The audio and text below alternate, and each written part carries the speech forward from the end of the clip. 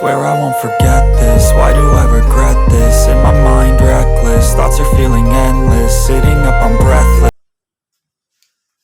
नमस्कार दोस्तों, बीके भाई स्टडी क्लासेस में आपका स्वागत है।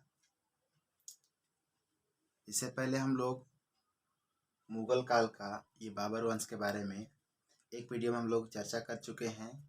अगर आपने उस वीडियो को नहीं देखा है तो पहले उसको देख लें, उसके बाद इस वीडियो को देखें, तब आपको बेहतर से समझ में आएगा। तो इससे पहले हम लोग मुगल काल का पार्ट 1 तो देख चुके हैं, ये पार्ट 2 है वीडियो।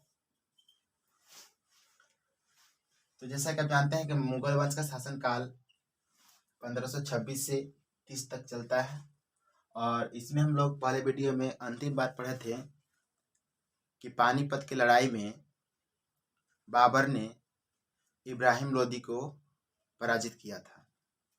तो उसके आगे हम लोग आज पढ़ेंगे। तो पानीपत की लड़ाई 21 अप्रैल 1526 ईस्वी को हुआ था। उसमें बाबर जो है प्रथम बार तोप का प्रयोग किया था। बाबर प्रथम बार तोप का प्रयोग पानीपत की लड़ाई में ही किया था। युद्ध नीति, बाबर जो है वो तुगलमा नीति का प्रयोग किया था। युद्ध के लिए जो है तुगलमा नीति का प्रयोग किया था। उस्मानी विधि, तो उस्मानी विधि जो है वह तोप सजाने के लिए बाबर जो है उस्मानी विधि का प्रयोग किया था। उस्मानी विधि से वह तोप को सजाया था पानीपत के लड़ाई में।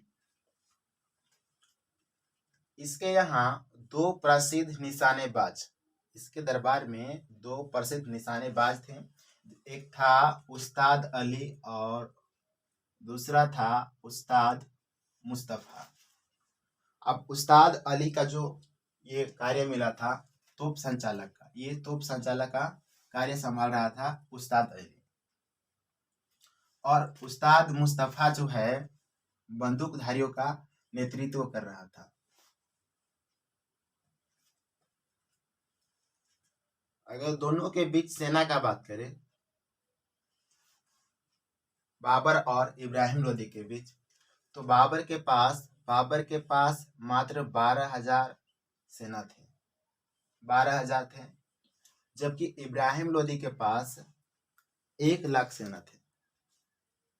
फिर भी इस युद्ध को बाबर कुशलतापूर्वक जीत जाता है।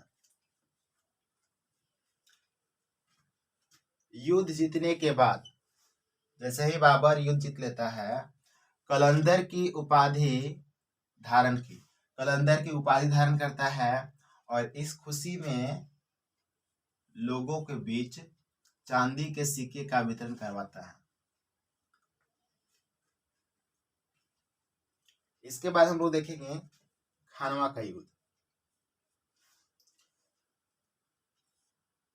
खानवा का युद्ध 17 मार्च 1527 ईस्वी को 17 मार्च 1527 ईस्वी को बाबर और राणा संगा के बीच होता है। और लड़ने का कारण ये था कि राणा संगा जो है एक शक्तिशाली शासक था, जो अपने जीवन में 100 से अधिक लड़ाइयाँ लड़ी थी। लेकिन जब बाबर पानीपत का ये लड़ाई लड़ रहा था, तो उस समय ये जो है राणा संगा उसको पानीपत की लड़ाई में बिल्कुल भी सहायता नहीं करता है। सहायता नहीं करने के कारण बाबर जो है वो बोलता है कि जब हम लड़ाई लड़ रहे थे तो तुमने मुझे सहायता नहीं किया, इसलिए मैं तुमसे युद्ध करूंगा। और ये जो बाबर जो है कि युद्ध करता है राणा संगा के साथ, और इसी युद्ध में बाबर ने जिहाद का प्रयोग किया। जिसका मतलब होता है इस्लाम धर्म की रक्षा के लिए युद्ध। जिहाद का मतलब होता है इस्लाम धर्म की रक्षा के लिए युद्ध। युद्ध जीतने के बाद जो है गाजी की उपाधि धारण करता है। बाबर जो है जब युद्ध जीत जाता है तो गाजी की उपाधि धारण करता है। राणा सांगा की मृत्यु। राणा सांगा की मृत्यु 30 जनवरी 1528 ईस्वी उसके ही सरदारों के द्वारा जहर देने के कारण हो गया था। राणा सांगा की मृत्यु उसी का कोई सरदार था जो कि जहर दे दिया था, जिसके कारण उसकी मृत्यु हो गई। इसके बाद हम लोग देखेंगे चंदेरी का युद्ध। तो चंदेरी का युद्ध जो है 29 जनवरी 1528 ईस्वी को 29 जनवरी 1528 ईस्वी को बाबर और मेदनिया राय के बीच होता है। एक तरफ बाबर, दूसरी तरफ मेदनिया राय। मेदनिया राय जो था मालवा का एक शासक था। मालवा ये भी एमपी में है, मध्य प्रदेश में। अब इन दोनों के बीच के सीमा में एक तरफ मालवा का सीमा और दूसरी तरफ यूपी यानी कि बुंदेलखंड, इन दोनों के बीच सीमा में ये युद्ध होता है। बाबर की अधीनता स्वीकार नहीं करने के कारण ये जो युद्ध हुआ था, बाबर की अधीनता स्वीकार नहीं किया था मेदनिया राय, इसलिए ये युद्ध हुआ था। इस युद्ध में जीतने के बाद बाबर ने इसके दो पुत्रियों यानी कि मेदनिया राय के दो पुत्रियों का बाबर ने अपने पुत्र हुमायूं और कामरान को भेंट दिया।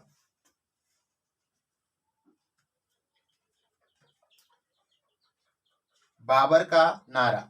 इस युद्ध में भी बाबर ने जिहाद शब्द का प्रयोग किया और लोगों का सिर काटकर मीनार टीला का निर्माण करवाया। बहुत से लोगों का सिर काट करके ये एक मीनार टीला का निर्माण करवाता है। इसके बाद है घाघरा का युद्ध। घाघरा का युद्ध 6 मई 1529 ईस्वी को होता है।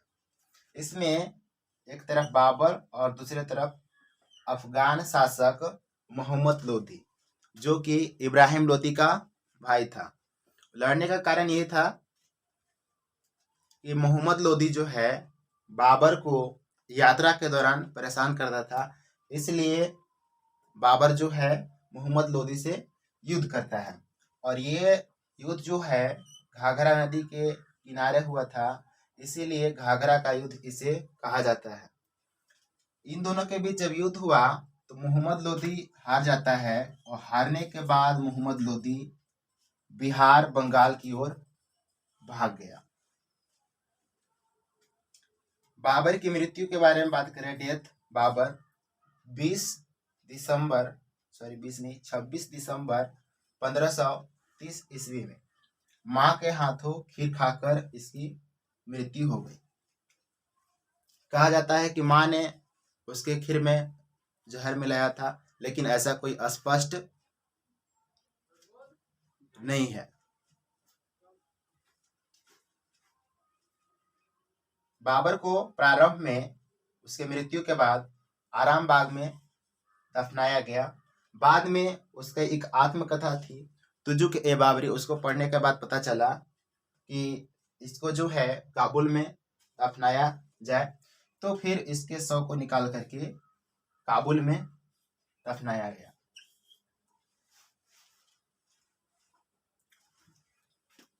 अन्य तथ्य, बाबर से संबंधित कुछ अन्य तथ्य है।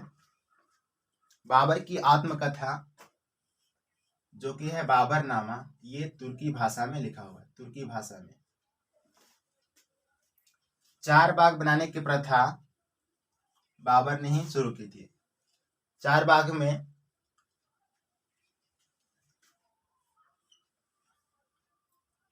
4 दीवारों से घिरा हुआ ये बाग होता था। मुबैन नामक पद शैली का जन्मदाता बाबर को ही कहा जाता है। शाहरुख नामक चांदी का सिक्का बाबर ने ही चलवाया। बाबरनामा का फारसी में अनुवाद अब्दुल रहीम खान खाना ने किया। तो इस वीडियो में बाबर के बारे में जो भी तथ्य था वो सारा कुछ क्लियर हो गया। इसके बाद हम लोग इसका उत्तराधिकारी हुमायूं के बारे में पढ़ेंगे। Thanks for watching this video.